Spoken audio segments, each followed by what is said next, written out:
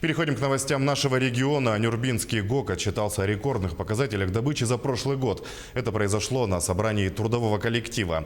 Предприятию удалось повысить производительность труда по основной продукции примерно на 30%. Роман Муконин продолжит тему. Численность Нюрбинского ГОКа сегодня почти 1500 человек. Этот персонал разрабатывает 3 алмазоносные трубки – Нюрбинская, Бутуобинская, Майская.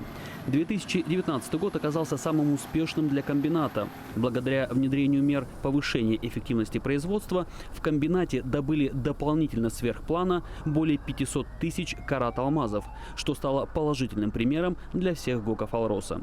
Плюсом к этому сэкономили на оптимизации некоторых производственных процессов. Перед нами стояла задача, принести, если так можно сказать, эффект от мероприятия ПАЭСР на сумму 576 миллионов рублей. Это сравнительно к базе 2017 года, то факт у нас составил 680 миллионов рублей. Добиться высоких производственных результатов оказалось нелегко. Пришлось перестраивать производственную схему и менять мышление персонала. В результате кропотливой работы были сокращены все возможные простые техники и оборудование, а взаимодействие между различными службами комбината было доведено до ювелирной точности. Основную роль в этом сыграли водители большегрузов. На них легла основная тяжесть перемен, но они справились, что и было отмечено на хозактиве. Кому-то кажется, что легко 2 недели отработать по 12 часов в одну смену. Извините меня, это очень тяжело, особенно работа ночью. И мы на сегодняшний день работаем в очень напряженном режиме. Наша технология, то есть все технологии разделены на звенья. Первое, второе звено. Мы теперь не можем, как говорится, мы заезжаем на обед строго по диспетчеризации. Мы на сегодняшний день работаем просто в напряженном режиме. Жестко. Я так говорю, жестко.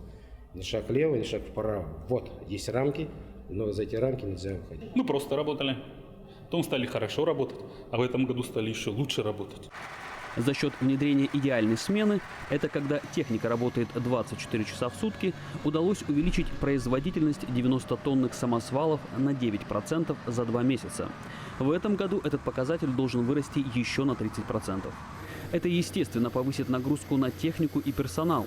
Поэтому начальник автобазы ГОКа выступил на хозактиве с необходимыми для производства предложениями. Предлагаем рассмотреть вопрос по обеспечению водительского состава дополнительным комплектом спецодежды для ремонта и обслуживания транспорта.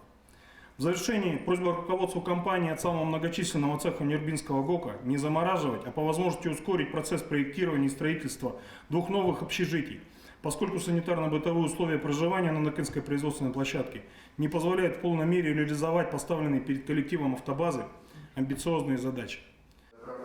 Положительный опыт Нюрбинского комбината теперь начнут внедрять во всех ГОКах компании, где уже готовятся переходить на идеальную смену. Роман Муконин, Кристина Каширина, Алексей Меркулин, телеканал «Алмазный край».